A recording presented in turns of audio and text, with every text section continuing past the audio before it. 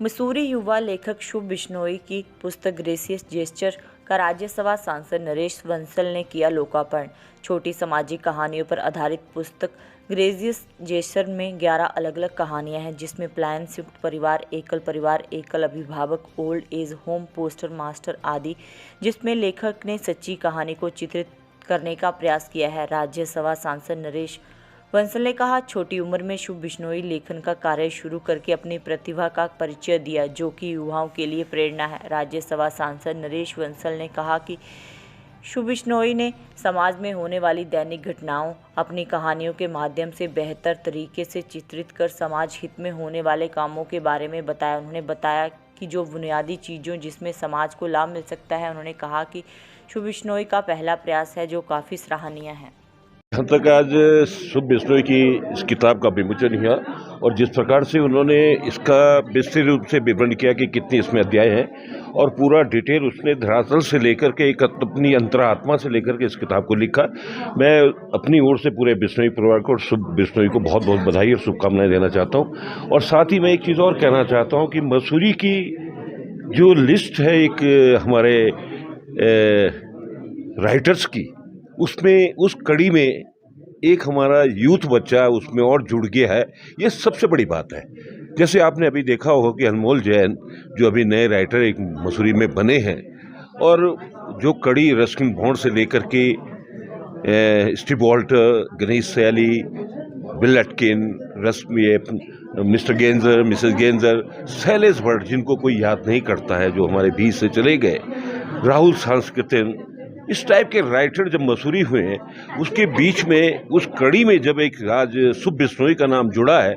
तो ये एक बहुत बड़ी अच्छी बात है कि यंग लड़का जो अभी 20-22 साल का लड़का है और उसने इस तरह से किताबें लिखना शुरू कर दिया। एक ऐसा रास्ता चुना है, वो सर्विस भी कर सकता था, लेकिन जो उसने रास्ता चुना ये बहुत कठिन रास्ता है। मैं तो उसको बहुत शुभकामनाएं दे देता हूँ कि वो आगे बढ़े और मसूरी का नाम और देश का नाम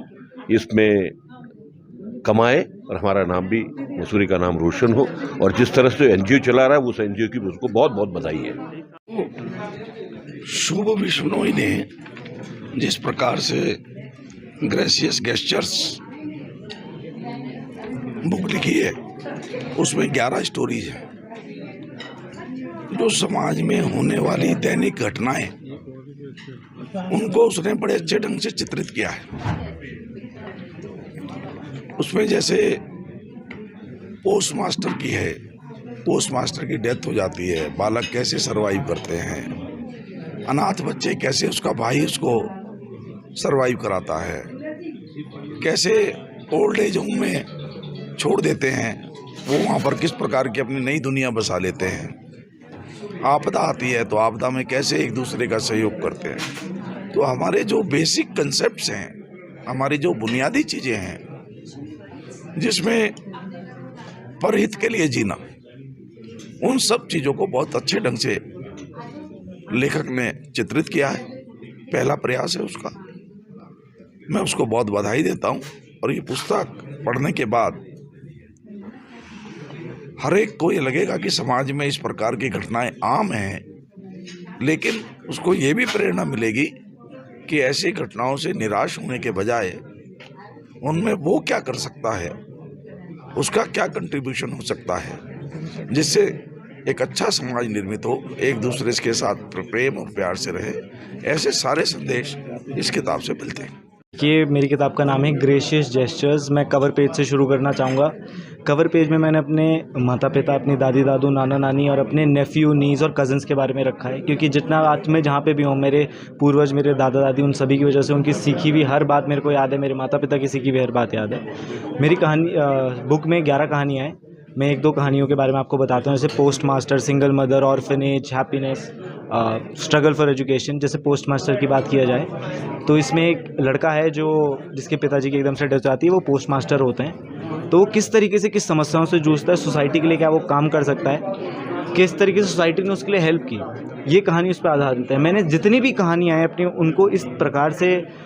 ढाला है ताकि युवा जब उन्हें पढ़े तो वो समझ पाए हमारे देश को, हमारी सोसाइटी को, हमारे समाज को किस चीज़ की ज़रूरत है और किस तरीके से एक बेहतर व्यक्ति बन सकता है। साथ ही साथ जो महत्वपूर्ण, मैं आपको एक कहानी बताऊं, जो मेरी सबसे महत्वपूर्ण कहानी मैं मानता हूं इस बुक में है, वो है हैप्पीनेस, खुशी। वो है कि आजकल के जितने भी हमारे लोग हैं, जैसे हमारा जो युवा है वो इतना डिप्रेस जा रहा है, ड्रग कर रहा है, अलग चीज़ें हो जाती हैं, तो उनके लिए मैंने लिखी है कि वो किस तरीके से हमारे समाज के लिए और देश के लिए वो सब चीज़ें छोड़ के अपने अंदर की खुशी ढूंढ के हर चीज़ को एक्सेप्ट करके